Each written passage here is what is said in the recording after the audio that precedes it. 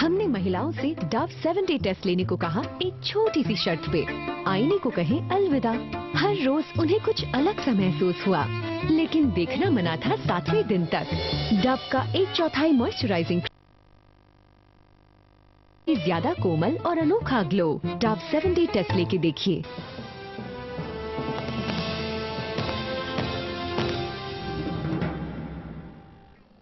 काले धन पर कुश्ती हो रही है और ये कुश्ती इस हद तक सामने आ गई है सुनील कि अब खुलकर एक दूसरे पर आरोप लग रहे हैं। पुनिया साहब हमारे साथ मौजूद हैं और स्वामी रामदेव। पुनिया साहब जी। पुनिया साहब, आप सीधे सवाल पूछ रहे थे बाबा रामदेव से। बाबा रामदेव ने भी काफी सवाल पूछे, क्यों नहीं आप जो पूछना चाह रहे थे पूरा करें सवाल को। बाबा रामदेव सुन रहे हैं।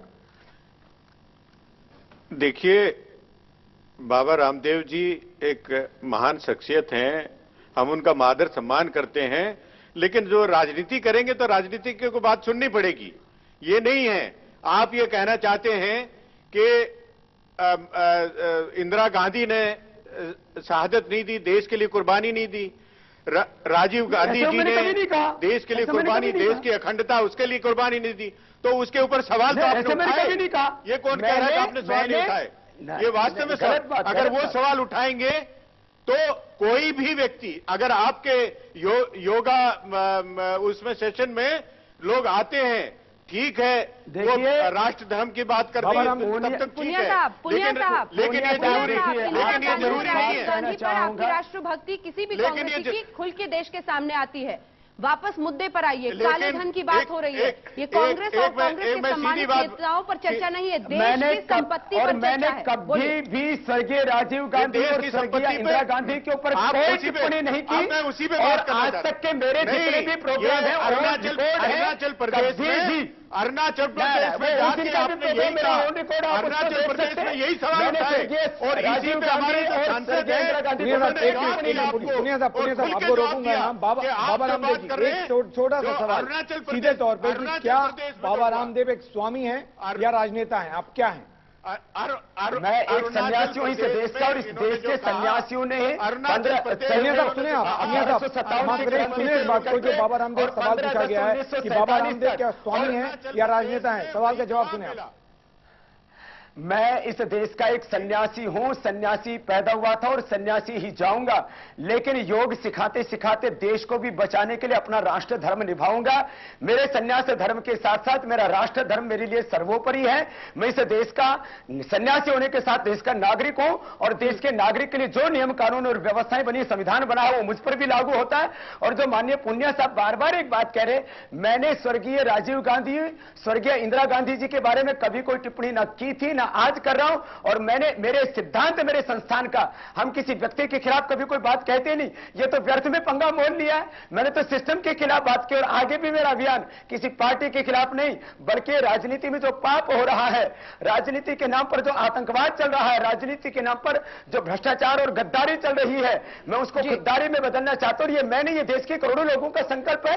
अब इस सच की लड़ाई को कोई रोक नहीं सकता। सच की लड़ाई, स्वामी रामदेव इसे सच की लड़ाई करार दे रहे हैं, लेकिन जाहिर तौर पर कांग्रेसी इसमें राजनीति की मुंह देख रहे हैं। एक छोटा सा ब्रेक, फौरन हाजिर होते हैं। दोनों खास मेहमान हमारे साथ बने हुए, आप देखते रहिए न्यूज़ 24।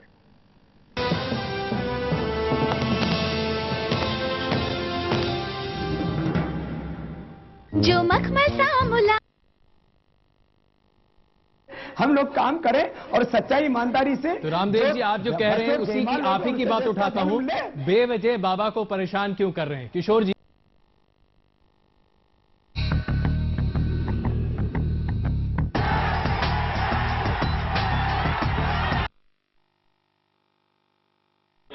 कि सन्यासी की परिभाषा क्या होती है। अभी बाबा रामदेव जी ने उत्तराखंड में एक बयान दिया कि एक मंत्री ने मुझसे 2 करोड़ रुपए मांगे और उसके बाद पूरे देश में अखबारों में और चैनलों में नाम छपवा करके उसके बाद उस मंत्री का कोई पता ही नहीं चला किस मंत्री ने 2 करोड़ रुपए मांगे थे। जिस पर कयास लगे उस पर बाबा खुद पर्सनल व्यक्तिगत रूप से उन सब लोगों को मिलकर के यहाँ। किशोर जी, आप तमाम आरोप लगा रहे हैं। देखिए, आपको खुली चुनौती दी बाबा रामदेव ने कहा कि उनके परिवार का एक भी शख्स शामिल नहीं है किसी भी ट्रस्ट में। आप एक दूसरा आरोप भी लगा रहे हैं। रामदेव जी आपको जवाब देना चाह रहे थे। देखिए, मैं एक सीधी सी बात कहना चाहूंगा अजय जी आपसे। किशोर जी बहुत ओछी बातें कर रहे हैं शुरू से ही। देखिए, वही मैं बात कर रहा हूं, किशोर जी बहुत ओछी बातें कर रहे हैं। एक, उनको ओछी बातें नहीं करनी चाहिए। आप संजय निरुपम जी से मेरी बात करिए, मैं बात का उत्तर दूंगा। यदि किशोर जी से आप बात करेंगे, क्योंकि ओछी बातें नहीं करनी चाहिए देश के लोगों के सामने। आज तक के माध्यम से इनको। किशोर जी एक सेकंड, संजय जी आपको चर्चा में शामिल किया जाए। रामदेव जी भी यही कह रहे हैं, ये जो तमाम आरोप लग रहे हैं और खास करके उनका ये कहना कि एक बाबा जो कि ये सारी चीजें करने की कोशिश कर रहा है, आपत्ति क्या है? कांग्रेस को क्या दिक्कत है? हम यही समझना चाहते हैं। कोई दिक्कत नहीं है, कोई दिक्कत नहीं है। मैंने जैसा पहले ही आपको कहा कि हमारे यहाँ जो संत हैं, महात्मा हैं, साधु हैं, बाबा हैं, उनका एक सम्मान हम करते हैं और बहुत ज्यादा उनके ऊपर सवाल नहीं करते। बड़े बड़े आश्रम हमारे देश में चल रहे हैं, इन आश्रमों में कहां से पैसा आया हम कभी पूछते नहीं है। हालांकि वो भी कानून से ऊपर नहीं है, लेकिन अमूमन हम उनकी तरफ ध्यान नहीं देते।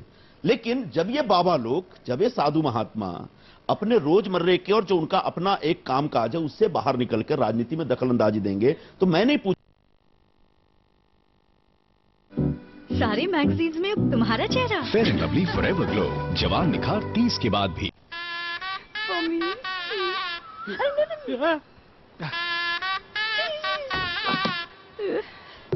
ओके।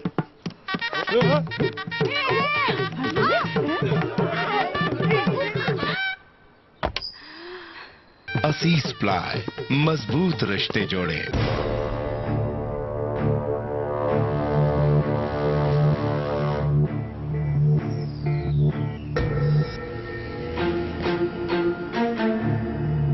ऐसी डिलीवरी को मारने के लिए कॉन्फिडेंस की जरूरत है, और सही प्रोटेक्शन है तो कॉन्फिडेंस है।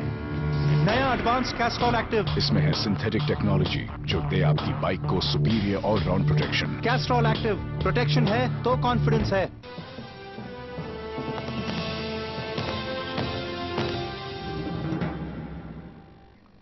सभी खास मेहमान हमारे साथ बने हुए जिनसे हम चर्चा कर रहे हैं, पीएल पुनिया साहब और स्वामी रामदेव। पीएल पुनिया साहब, आखिर आप लोग इतने किस बात से डर गए हैं? खुलकर किसी एक शख्स पर इस तरह से इल्जाम लगाना काले धन का, इस तरह की बात हाल फिलहाल में तो मैंने नहीं सुनी है। आखिर स्वामी रामदेव से क्यों डर गए हैं आप? इसमें डरने की कोई बात नहीं है। बाबा रामदेव जी राजनीति कर रहे हैं, सीधे कांग्रेस पे आरोप लगा रहे हैं। इनको सब कुछ कांग्रेस का दिखाई देता है, लेकिन भारतीय जनता पार्टी से जुड़े हुए येदियुरप्पा जो कर्नाटक के चीफ मिनिस्टर हैं, उनके भ्रष्टाचार जग जाहिर है।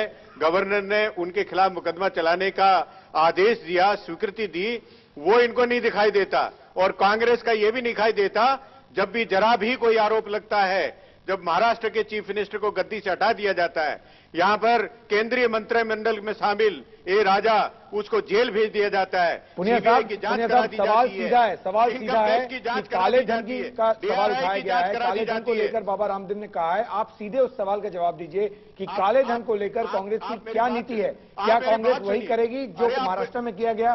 क्या कांग्रेस वही करेगी जो दूसरे लोगों के साथ किया गया, चाहे वो ए राजा क्यों ना हो? आप बात सुनेंगे कि नहीं सुनेंगे? मैं अपनी बात कर रहा हूं, आप बीच में टोके दे रहे हैं। जहां तक भ्रष्टाचार की बात है, ये मैंने बताया, और जो काले धन की बात है, आप सब कुछ पढ़ते हैं, बाबा रामदेव बहुत पढ़ते हैं। जो ये लेक्चर जो दे रहे हैं यहां पर कि राष्ट्रभक्ति और ये किसी योगा कैंप के लिए आप आरक्षित कर लीजिए। यहां पर अगर राजनीति करने आए हैं तो राजनीति की बात करिए।